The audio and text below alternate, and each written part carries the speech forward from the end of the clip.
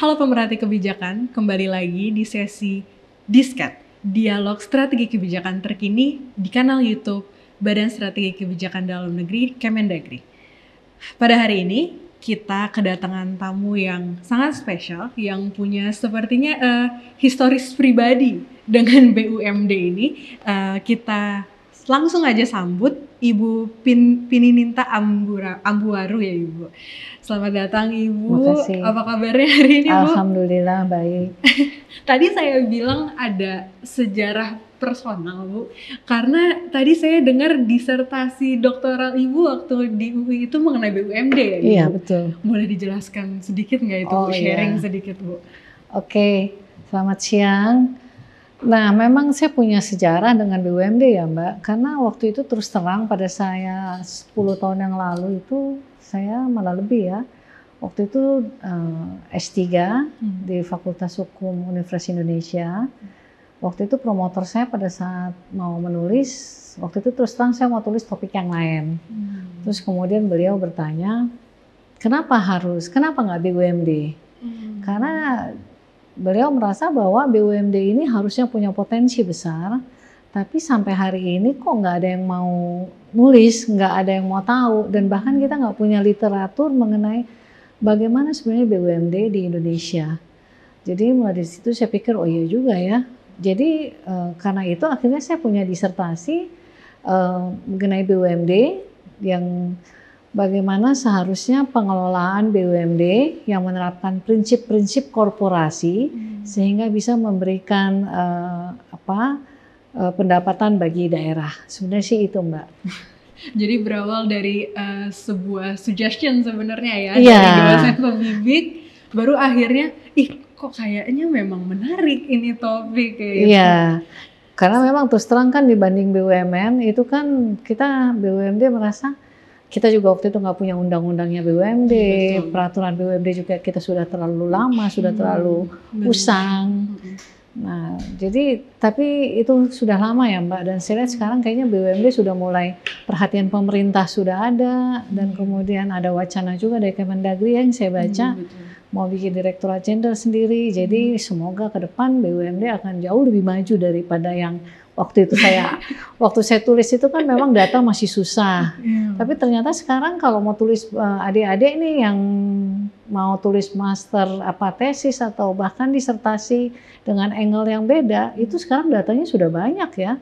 Sudah bagus mengambil, sudah gampang mencari data mengenai BUMD, dan mungkin siapa tahu ada masukan baru untuk saat ini kan. Begitu Mbak. Kalau begitu Bu, itu kan berarti udah lama banget ya, udah sekitar 10 tahun ya. yang lalu ya Bu. Mau tahu dong Bu, updatednya sekarang nih, pendapat Ibu bagaimana terkait peran utama BUMD dalam mendukung kemandirian fiskal pemerintah daerah? Pendapat terkininya nih gimana? Karena kan waktu disertasi itu kan udah lumayan lama nih.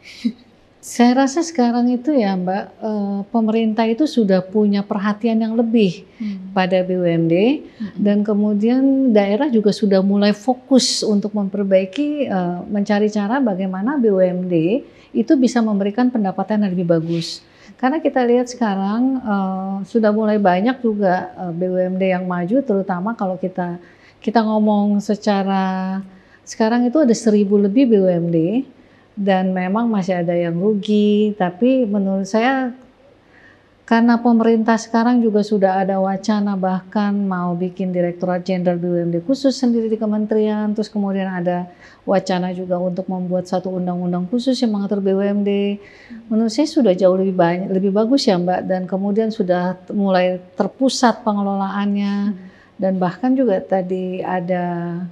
Jadi menurut saya seharusnya ke depan BUMD itu bisa lebih maju dan lebih cepat majunya, karena pemerintah juga sekarang sudah mulai merasa bahwa salah BUMD itu bisa jadi potensi pendapatan daerah kan, terutama kalau kita lihat air minum. Kalau di Jakarta kan juga ada BUMD yang sudah maju, misalnya apa? Ada Transjakarta. Iya, Transjakarta untuk kepentingan publik. Kalau Ancol sih udah jauhan dari dulu udah.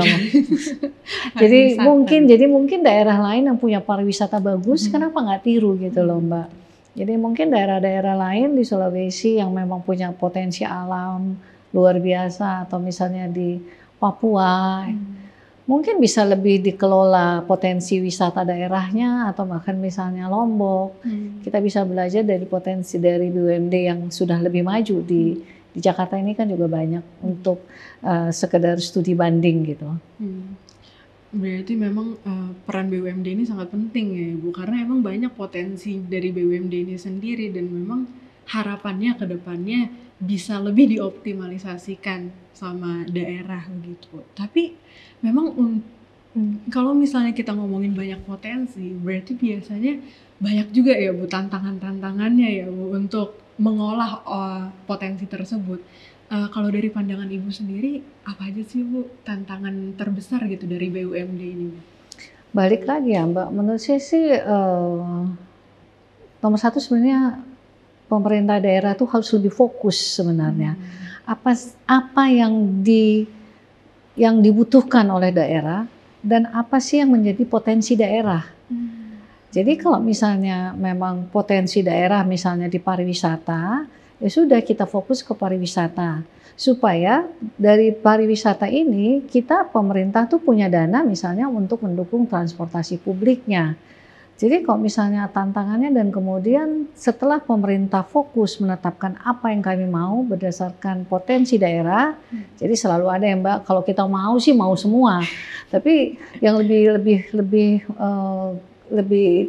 maksud saya lebih cepat untuk ini adalah kalau potensi kita ada, potensi itu kita gali dan kemudian dari situ kita fokus dan kemudian fokusnya itu Mbak harus ditunjang juga dengan SDM yang profesional. Kita paham bahwa selama ini pemerintah BUMD itu selalu rata-rata menjadi kepanjangan tangan dari pemerintah daerah. Yang which is menurut saya sebenarnya nggak salah-salah juga, karena bagaimanapun kalau saya jadi komandan, saya juga mau orang saya yang saya percaya untuk menarik gerbong saya gitu kan.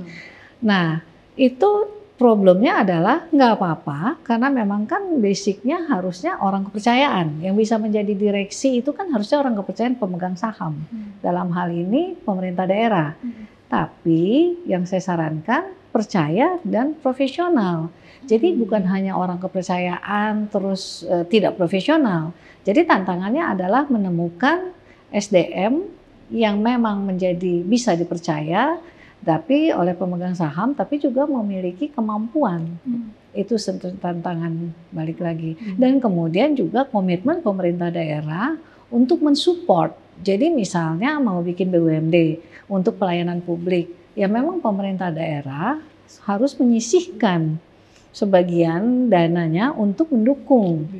Jadi jangan cuma bikin BUMD terus tidak ada komitmen untuk mendukung itu BUMD, ya besoknya BUMD-nya nggak jalan juga. Percuma juga, begitu Mbak. Berarti memang pemerintah daerah sendiri memang harus fokus mengenai BUMD ini. Udah tahu ada potensi yang besar di sini, ya berarti kita fokuskan ke arah situ ya Bu. Terus kita pusatkan juga SDM yang memang berkualitas dan berkompeten di dalam BUMD ini maupun pengawasannya. Betul. Tadi ada juga menyinggung sedikit mengenai karena BUMD ini adalah produk dari pemerintah daerah, berarti kan ada sangkut pautnya nih dari direksi BUMD sendiri itu dengan birokrasi yang ada terjadi di daerah gitu. Itu kan satu kesatuan yang nggak bisa kita putus ya, karena ini BUMD, kita ngomongin BUMD. Apakah itu menjadi suatu kendala begitu? Iya, benar Mbak Amanda, pertanyaannya bagus. Jadi sebenarnya memang itu yang terjadi selama ini, karena dianggap karena ada birokrasi yang tadi saya bilang pemerintah daerah atau Pak Gubernur ataupun Bupati menempatkan orang kepercayaan untuk menjadi direksi BUMD. Yang tadi saya juga bilang bahwa itu sebenarnya tidak terlalu salah sepanjang orang yang ditempatkan itu memiliki kemampuan. Nah, dan tadi Mbak tanya mengenai birokrasi. Kalau dia orang luar Mbak ditempatkan menjadi direksi, dia kan keterikatannya secara birokrasi ke atas kan tidak terlalu dalam. Tapi kalau misalnya dia misalnya ASN yang ditempatkan menjadi pengawas di BUMD, dan kemudian dia kan juga sungkan, maksudnya ya kemudian ke bawahnya juga. Jadi mungkin hal ini kita perlu putus kali ya, secara lebih profesional aja kali ya. Nggak apa-apa, memang itu kan prinsipnya bahwa direksi harus merupakan orang kepercayaan dari pemegang saham, tambahkan tapi yang memiliki profesional, kompeten dan segala macam. Jadi sebenarnya birokrasi sih wajar-wajar aja ya Mbak. Tapi mungkin birokrasinya bisa lebih diatur kembali dalam regulasi begitu ya Bu. Jadi mungkin lebih nyaman untuk proses bisnisnya. Gitu. Jadi mungkin nanti kalau ini ya Mbak, kita mungkin pemilihan SDM-nya itu juga dari awal ya. Kalau birokrasi menurut saya sih sepanjang SDM-nya itu sudah profesional, walaupun dia masih ada. Sekarang ini kan yang boleh jadi komisaris kan ASN. ASN hanya di posisi komisaris. Selebihnya kan tidak. Menurut saya sih sebenarnya sudah oke. Tapi balik lagi, kalau Anda pilih komisaris, kan misalnya mengawasi.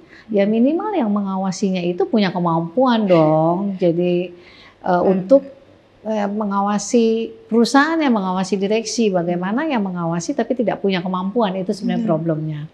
Gitu Mbak. Berarti memang menjadi PR besar nih untuk mencari orang-orang yang punya latar belakang di bidang BUMD yang terkait deh. Betul. Karena memang mungkin selama ini kita lihat komisarisnya kok kayaknya nggak ada sangkut pautnya sama sekali nih sama bidang usaha perusahaannya itu sendiri ya Ibu. Baik, terima kasih banyak Ibu udah memberikan kita insight-insight yang seru banget di perbincangan kali ini Bu. Semoga bisa ketemu lagi sama Ibu untuk ngobrol lebih banyak hal lagi Bu. Insya Allah. Mungkin ada sepatah dua kata untuk pemirsa yang nonton. Oh iya, Bapak Ibu yang terhormat pemirsa sekalian, jadi kita semangat untuk majukan BUMD dan kasih masukan kepada Kemendagri bagaimana sebenarnya mungkin Anda tahu potensi yang menurut Anda harusnya di daerah kami potensinya seperti apa, siapa tahu bisa jadi masukan yang bagus untuk kemajuan BUMD di daerah Anda. Terima kasih atas perhatiannya. Terima kasih Ibu. Sampai jumpa di episode Disket selanjutnya.